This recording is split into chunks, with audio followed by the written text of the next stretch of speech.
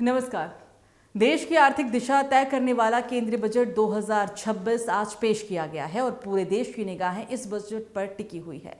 सवाल ये कि क्या आम आदमी को महंगाई से राहत मिलेगी, क्या नौकरी पेशा वर्ग को टैक्स में राहत मिलेगी और क्या किसान, युवा और मध्यम वर्ग को इस बजट से कोई बड़ा तोहफा मिलेगा। वित्त मंत्री आज संसद में बजट पेश कर चुकी हैं, जिसमें सरकार की प्राथमिकताएं साफ तौर पर सामने नजर आ रही हैं। ऐसे समय में जब देश महंगाई, रोजगार और आर्थिक विकास जैसे बड़े मुद्दों से जूझ रहा है, बजट 2026 से जनता को बड़ी उम्मीदें हैं। बजट 2026 से पहले आज का सबसे बड़ा अपडेट सामने आया है। वित्त मंत्री निर्मला सीतारमण ने निचले सदन यानी कि लोकसभा में आर्थिक सर्वेक्षण 2025-26 इकोनॉमी सर्वे पेश कर दिया है। ये सरकार का वो आधिकारिक दस्तावेज है जो बताता है कि पिछले एक साल में देश ने कितनी कमाई की, कहां खर्च किया और आने वाले समय के लिए हमारी तैयारी क्या है। ये रिपोर्ट कार्ड मुख्य आर्थिक सलाहकार वी अनंत नागेश्वरन की देखरेख में तैयार किया गया है। सरकार का अनुमान है कि अगले वित्त वर्ष FY27 में भारत की विकास दर यानी कि GDP 6.8 से 7.2 के बीच रहेगी। सर्वे के मुताबिक चालू वित्त वर्ष FY26 में भारत की विकास दर 7.4 रहने का अनुमान है। हालांकि अगले साल के लिए इसे थोड़ा कम यानी 7.2 तक आंका गया है, लेकिन दुनिया भर में मची उथल पुथल को देखते हुए यह आंकड़ा बहुत मजबूत भी माना जा रहा है। सरकार का कहना है कि दुनिया में बढ़ते टैक्स, टैरिफ और राजनीतिक तनाव के बावजूद भारत की बुनियाद मजबूत है। बजट 2026 की उल्टी गिनती शुरू हो चुकी है और यह सर्वे 1 फरवरी को आने वाले बजट की दिशा भी तय करेगा। इकोनॉमिक सर्वे को आप बजट से पहले का ट्रेलर समझ सकते हैं।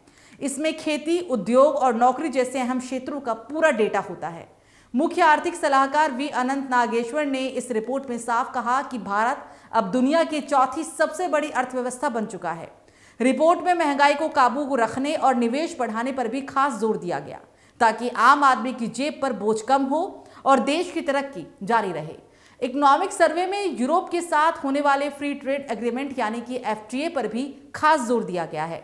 रिपोर्ट्स के मुताबिक यूरोप के साथ इस व्यापार समझौते से भारत के मैन्युफैक्चरिंग सेक्टर को बहुत बड़ी मजबूती मिलेगी। इससे न केवल भारत की चीजों को विदेशों में पहचान मिलेगी, बल्कि हमारे निर्यात यानी कि एक्सपोर्ट करने की ताकत भी बढ़ेगी।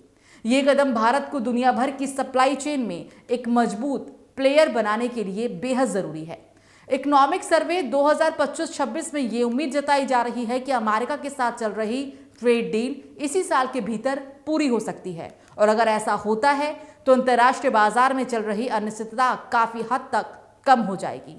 सर्वे के मुताबिक दुनिया भर में चल रहे तनाव से भारत का कोई बड़ा खतरा नहीं, लेकिन अमेरिका के साथ ये डील होने से एक्सपोर्ट को एक नई जान भी मिलेगी। इकोनॉमिक सर्वे के हिसाब से आज पूरी दुनिया कई तरह के संकटों और चुनौतियों से जूझ रही है, लेकिन भारत के लिए ये एक बहुत बड़ा मौका है। रिपोर्ट में कहा गया है कि दुनिया भर में मची इस हलचल के बीच भारत एक अहम रोल निभा सकता है, यानी मुश्किल दौर में भारत पूरी दुनिया को दिशा दिखाने की ताकत रखता है। कुल मिलाकर इकोनॉमिक सर्वे 2025-26 सरकार के लिए एक मजबूत मैसेज लेकर आया है। सर्वे बताता है कि वैश्विक उथल पुथल, बढ़ते टैरिफ और अंतर्राष्ट्रीय तनाव के बावजूद भारत की अर्थव्यवस्था स्थिर और लचीली बनी हुई है। रिपोर्ट में साफ कहा गया है कि भारत अब दुनिया की चौथी सबसे बड़ी अर्थव्यवस्था बन चुका है और आने वाले समय में निवेश, मैन्युफैक्चरिंग और निर्यात को और मजबूती देने पर सरकार का फोकस रहेगा। यूरोप के साथ फ्री ट्रेड एग्रीमेंट और अमेरिका के साथ संभावित ट्रेड डील को भी भारत के लिए बड़े अवसर के रूप में देखा जा रहा है। महंगाई पर नियंत्रण, रोजगार के मौके बढ़ाना और सप्लाई चेन में भारत की भूमिका को मजबूत करना, ये सभी संकेत देते हैं कि आने वाला बजट सिर्फ खर्च का नहीं बल्कि विकास और स्थिरता का भी रोड मैप होगा। अब सभी की नजरें 1 फरवरी को पेश होने वाले बजट 2026 पर टिकी है, जहां यह साफ होगा कि इकोनॉमिक सर्वे में दिखाए गए इस रोड मैप को जमीन पर उतारने के लिए सरकार कौन कौन से बड़े ऐलान करती है।